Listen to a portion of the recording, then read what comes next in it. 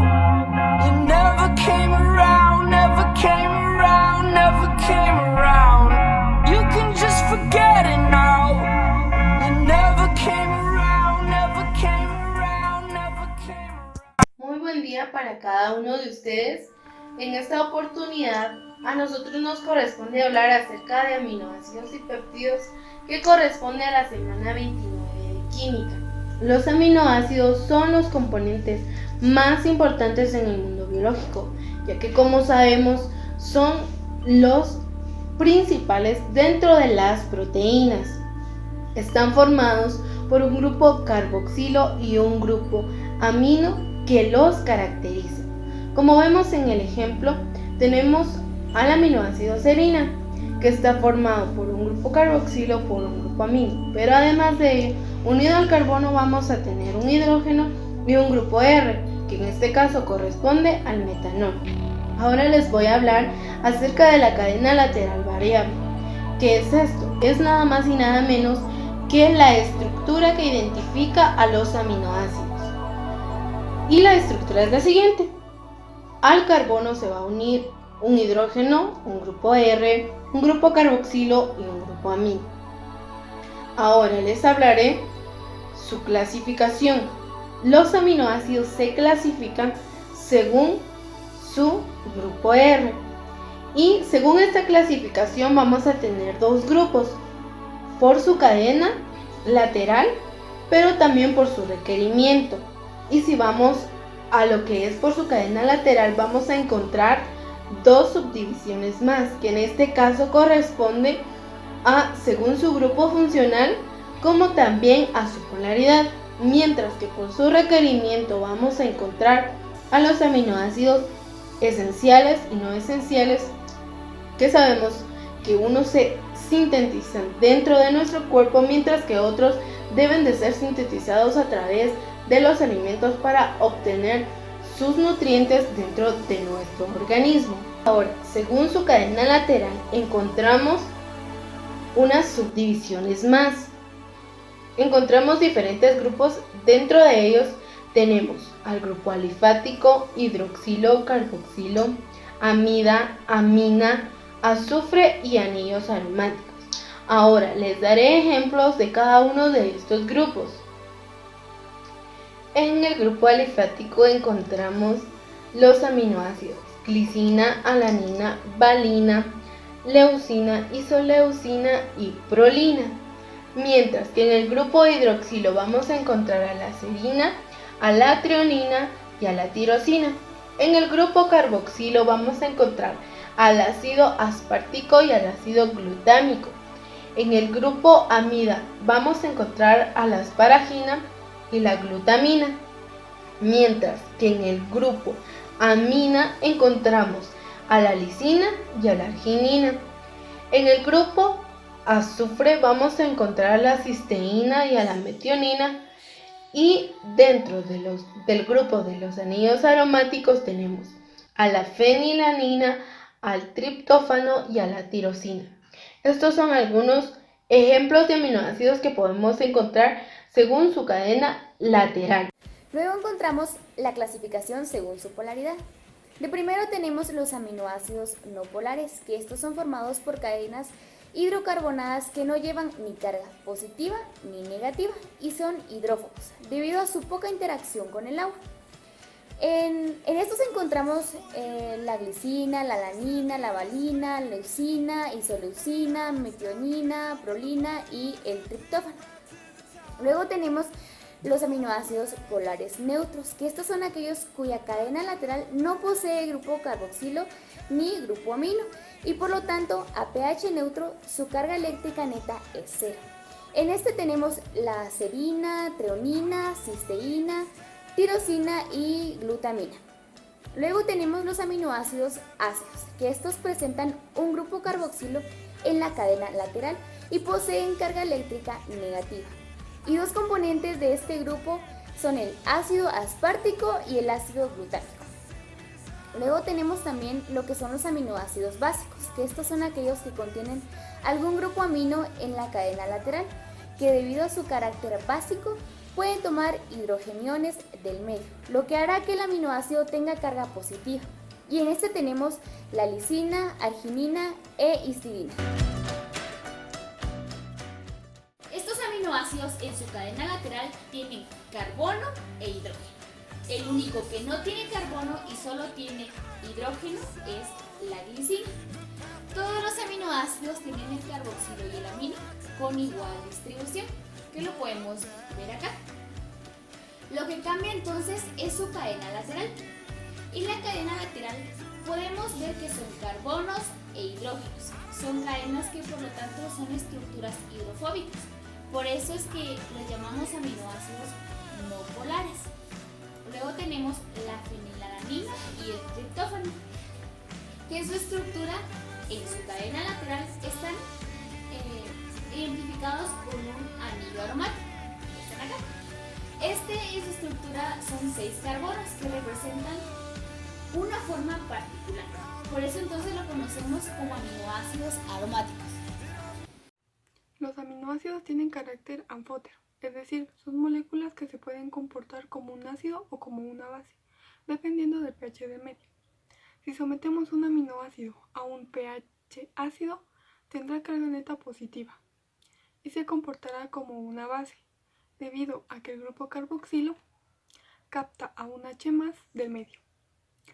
Si por el contrario el aminoácido es sometido a un medio con pH básico, quedará con carga neta negativa y se comportará como un ácido, ya que el grupo amino cederá un H+ al medio.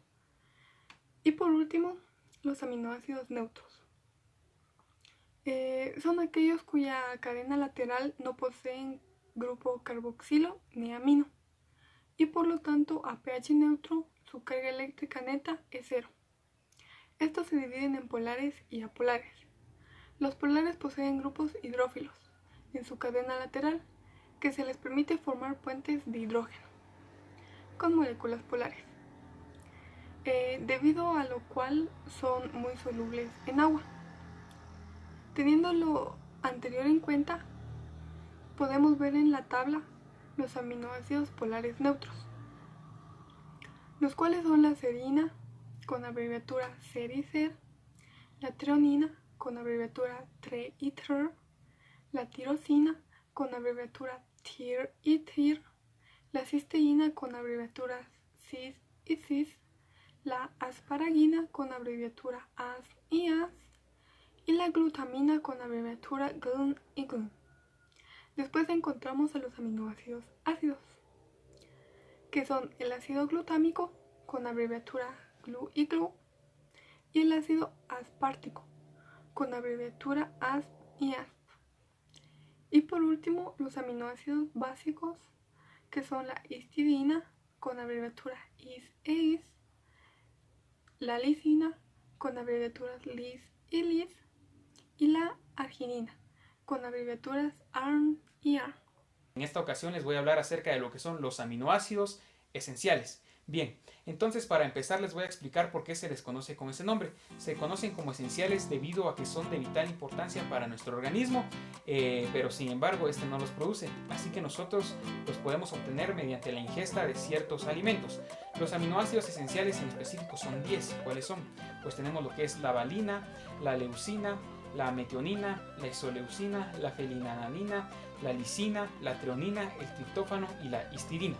Estos que acabo de mencionar son esenciales para niños y como para adultos, pero nos mencionan que los niños necesitan 3 en específico. ¿Cuáles son?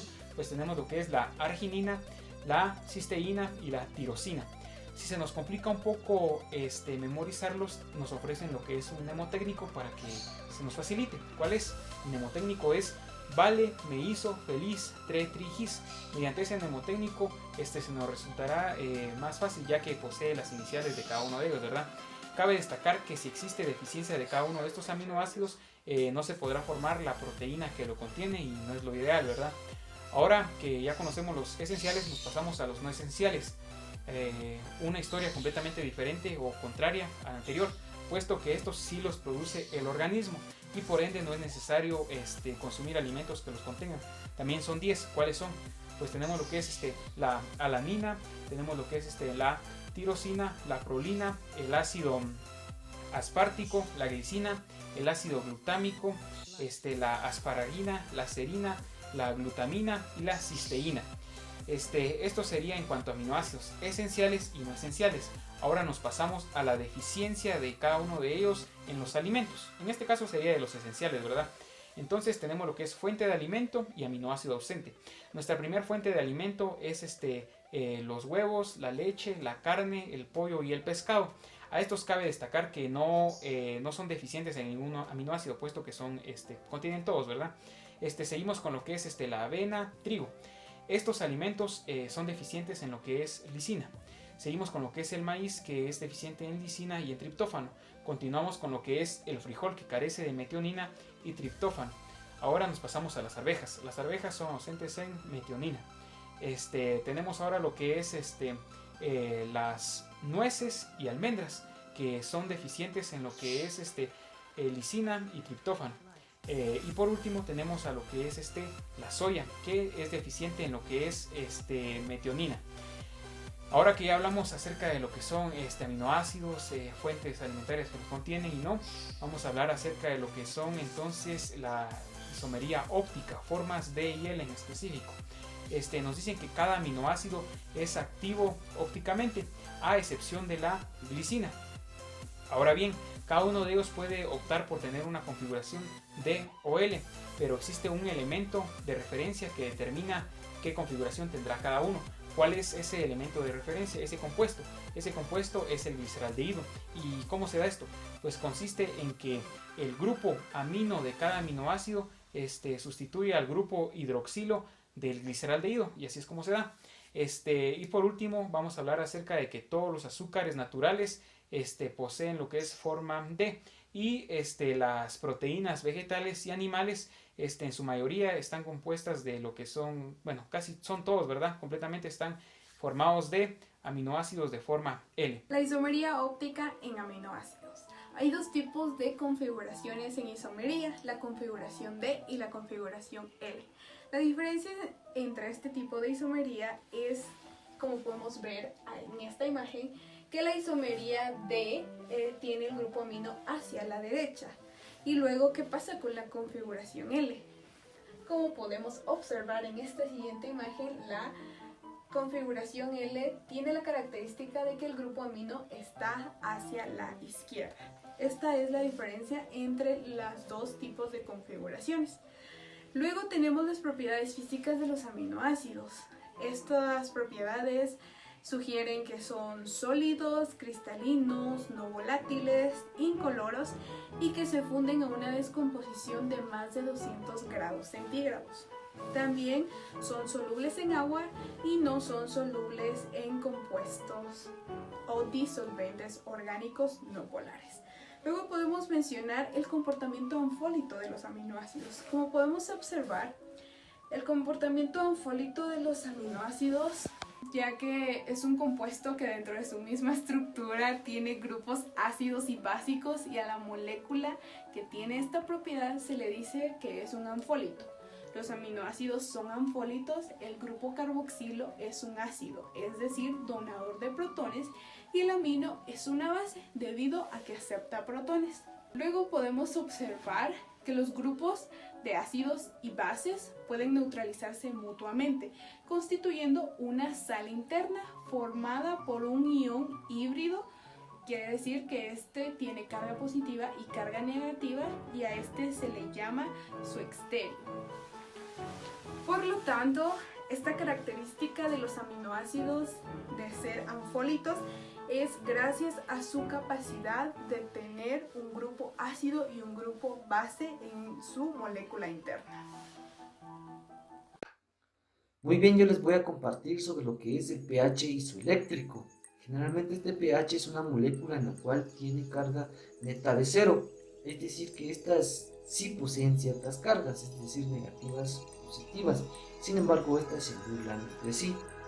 Pueden existir en soluciones de la sal interna, los iones dipolo o los deuterium, que básicamente quieren decir que poseen ciertas cargas positivas y negativas a la vez, como nosotros podemos observar en esta representación gráfica.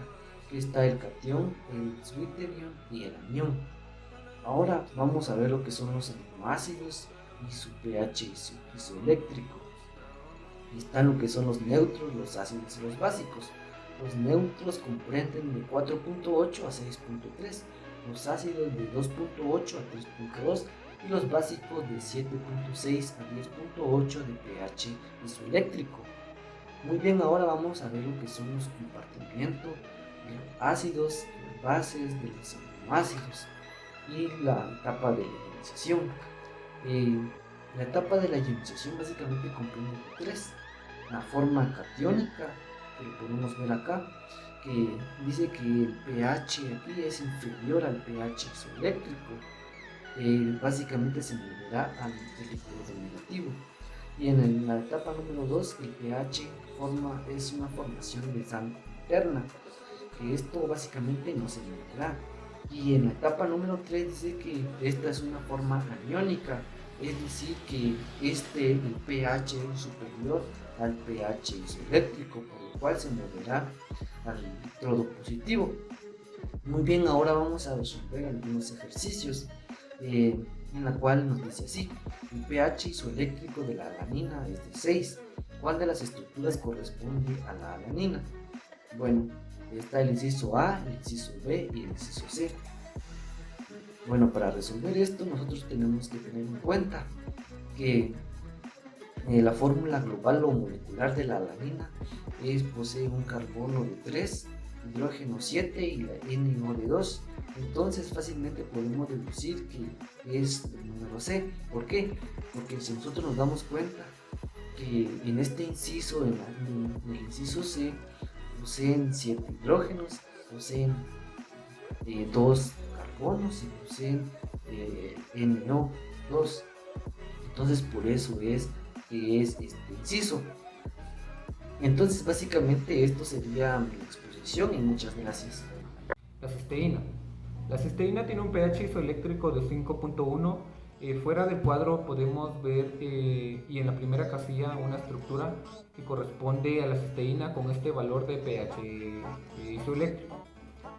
Podemos ver también en la segunda casilla del cuadro una estructura que contiene lo que es una carga neta positiva, ya que toma como referencia lo que es un pH que se encuentra en un rango menor al pH isoeléctrico. En la última casilla podemos ver la estructura con una carga neta negativa, ya que como referencia esta toma lo que es un pH mayor al pH isoeléctrico. Formación de enlaces peptídicos. Los péptidos son cadenas lineales de aminoácidos que se encuentran enlazados por medio de enlaces químicos. Estos enlaces químicos son de tipo amídico y se les denomina enlace peptídico. Para poder formar lo que son estos enlaces peptídicos, los aminoácidos se van enlazando entre sí, formando cadenas de longitud y secuencia que son variables. Emil Fischer propuso en el año de 1902 que las proteínas son cadenas largas de aminoácidos que se encuentran unidas entre sí por medio de lo que son enlaces amida entre el alfa carboxilo de un aminoácido y el grupo alfa-amino de otro aminoácido. Emil Fischer también propuso lo que es el nombre de enlace peptídico para los enlaces que podemos encontrar en el cuadro que aparece acá en la diapositiva. Para poder denominar a estas cadenas se utilizan los prefijos convencionales como di, tri, tetra, poli, esto dependiendo del número de aminoácidos que contenga la cadena. Podemos ver acá en el cuadro que si la cadena contiene solamente 2 aminoácidos, se coloca primero lo que es el prefijo di, seguida por la palabra péptido. Si la cadena contiene lo que son 3 aminoácidos, se nombra tripéptido. Si la cadena contiene 4 aminoácidos, se nombra tetrapéptido. Y si la cadena contiene entre 5 a 35 aminoácidos, se nombra polipéptido. Formación del enlace peptídico. Los péptidos son el producto de la unión covalente de los aminoácidos mediante los enlaces amida, formándose por la condensación del extremo carboxilo de uno y el extremo amino del otro, liberando una molécula de agua en la reacción.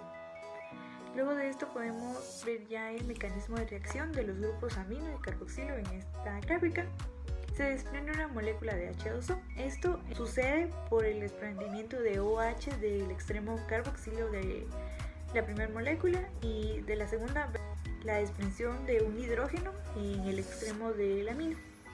Después vemos la unión de las dos moléculas para el aminoácido y la formación de la molécula de agua por los dos hidrógenos y el oxígeno que se desprendieron de los extremos. El resultado es el enlace que vemos en las letras verdes.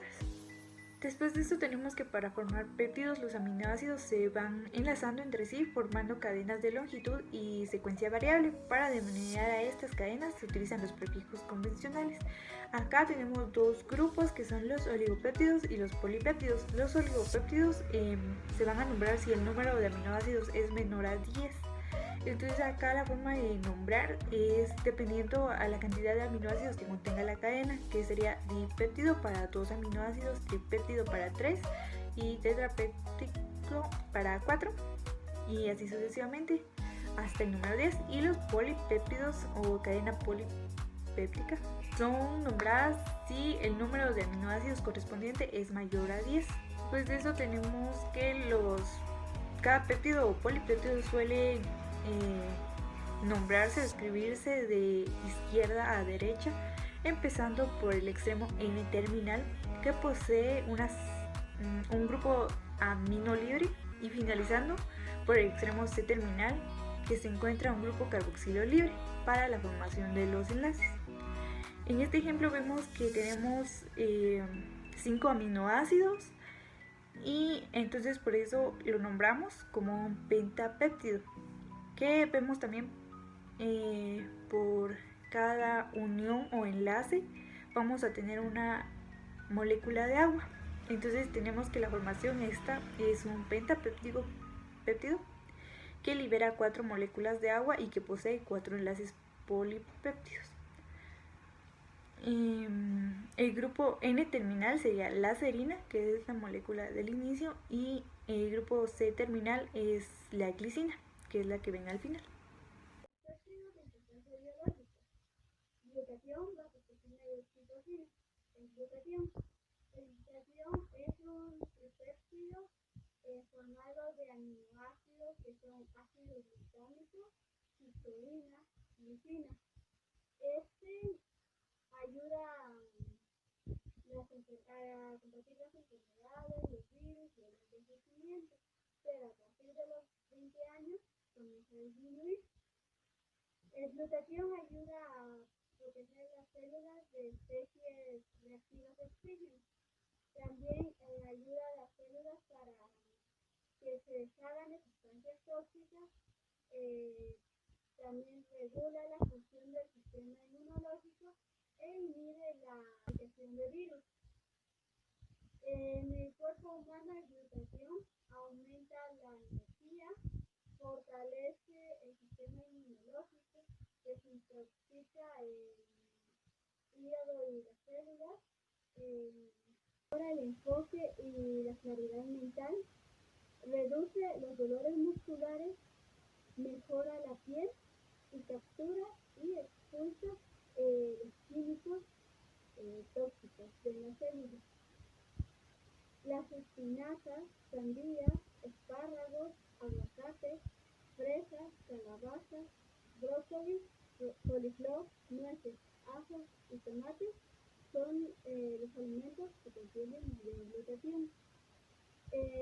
Como en la diapositiva se muestra, también está la vasopresina y la oxitocina, y ahí pueden ver los enlaces.